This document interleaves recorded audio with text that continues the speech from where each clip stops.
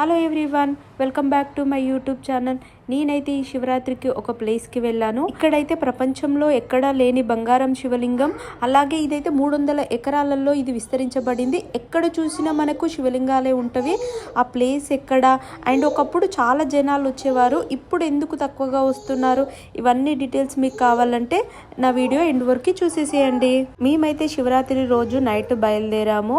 Around 8 అవుతుంది మాకప్పుడు. So ఇదైతే మనకి హైదరాబాద్ నుండి అయితే ఒక 1 అవర్ డిస్టెన్స్ ఉప్పల్ నుండి ఉంటుంది.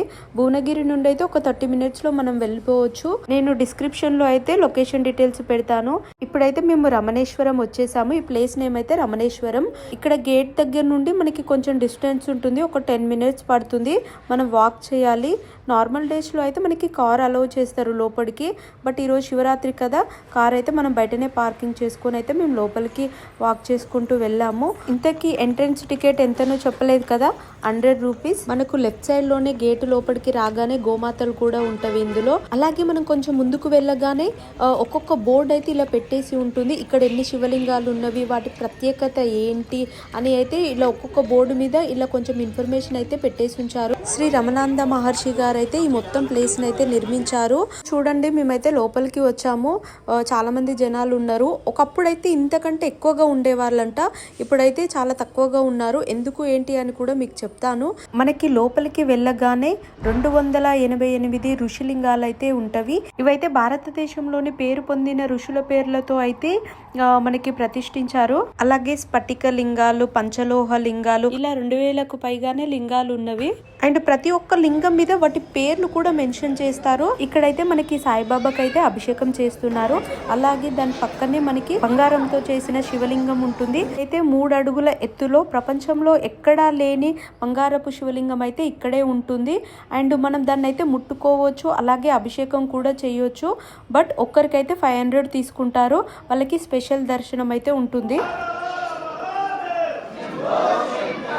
చూడండి, ఇక్కడ నేను చెప్పాను కదా బంగారపు శివలింగానికి మనమే అభిషేకం చేయొచ్చని. సో ఇక్కడైతే పాలు అండ్ నీళ్లతో అయితే అభిషేకం చేస్తున్నారు.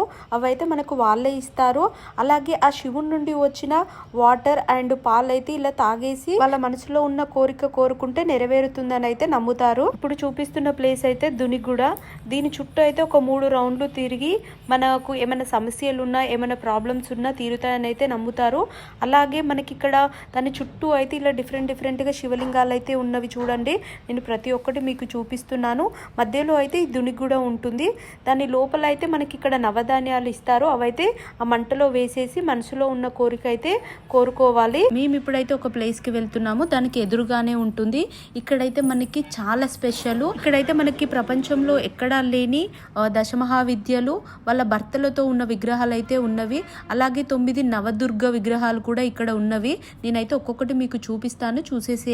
ఇక్కడైతే ప్రతి విగ్రహం 7 అడుగులు ఉంటుంది. అలాగే ప్రతి విగ్రహం పాలరాతితో చేయబడి ఉంటుంది. ఒక్కొక్క దేవతకు ఒక్కొక్క ప్రత్యేకత అయితే ఉంటుంది.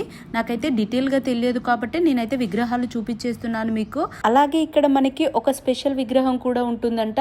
అదైతే స్వర్ణాకర్షణ భైరవ విగ్రహము. ఫస్ట్ అయితే మీకు విగ్రహం చూపించేస్తాను. ఇదే విగ్రహం అయితే చూడండి, ఒకవైపు లక్ష్మీదేవి, ఇంకోవైపు కుబేర అయితే ఉన్నారు. మనకు స్వర్ణాకర్షుడు అయితే మనీ ఇస్తుంటే లక్ష్మీదేవి అండ్ కుబేర తీసుకొని మనకైతే అవి ఇస్తున్నారు అన్నట్టుగా ఉంటుంది ఆ విగ్రహంలో అయితే. చాలా బాగుంది. అలాగే మనకి ఫైనల్ గా ఇక్కడ దుర్గామాత టెంపుల్, దాని పక్కనే సాయిబాబా కూడా ఉంటాడు.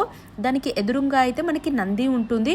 సో చూడండి, నేను చూపిస్తున్న విధంగా ఇక్కడికి రాగానే ఒక పాజిటివ్ వైబ్రేషన్ అయితే వస్తుంది. అలాగే మనమైతే ఇప్పుడు మొక్కు శివలింగం దగ్గరికి అయితే వెళ్తున్నాము. అదైతే ఇదే. ఇక్కడైతే మనం ప్రదక్షిణ చేసేసుకొని హగ్ చేసుకుంటే మన మనసులో ఉన్న కోరిక అయితే నెరవేరుతుందని అంటారు. ఇదైతే నమ్మకశత రుద్రాలయము. మనం ఇక్కడైతే స్పెషల్ అభిషేకం అయితే చేసేసుకోవచ్చు.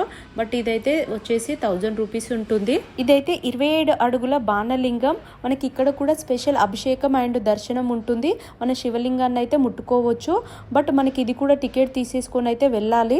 అలాగే మనకి ఇక్కడ జలలింగాలు కూడా ఉంటాయి. అవి ఎప్పుడు 24 గంటలు కూడా నీళ్ళల్లోనే ఉంటాయని అయితే చెప్తారు. బట్ మేమైతే ఆ ప్లేస్ కి వెళ్ళలేదు. అలాగే ఇక్కడ మనకి ఎలక్ట్రికల్ వెహికల్స్ కూడా అవైలబుల్ గా ఉంటవి ఈ ప్లేస్ అంతా చూపించడానికి. ఒకప్పుడు ఈ ప్లేస్ కి అయితే చాలా జనాలు వచ్చే వాళ్ళంట ఇప్పుడైతే అంత ఎక్కువగా రావడం లేదు. మీరే చూడండి చాలా తక్కువగా వస్తున్నారు. ఎందుకంటే మనకి ఎంట్రన్స్ టికెట్ ఎంత అని చెప్పాను, 100 రూపీస్ కదా.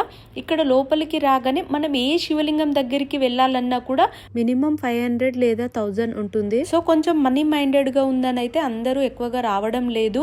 ఒక మొక్కు శివలింగం తప్ప మిగిలిన ఏ శివలింగం ముట్టుకోవాలన్నా, అభిషేకం చేపించుకోవాలన్నా, ఏది చేయాలన్నా కూడా మినిమం మనీ అయితే మనం పే చేయాల్సిందే. బట్ ఇక్కడ ప్లేస్ కానీ, శివలింగాలు కానీ అండ్ దేవత విగ్రహాలు కానీ చాలా బాగుంది చూడడానికైతే. మీరు ఎవరైనా ఈ ప్లేస్ కి రావాలనుకుంటే కింద డిస్క్రిప్షన్ బాక్స్ లో అయితే అడ్రస్ డీటెయిల్ గా పెడతాను, చూసేసేయండి. నాకు తెలిసిన కొంచెం ఇన్ఫర్మేషన్ అయితే మీతో షేర్ చేసేసుకున్నాను.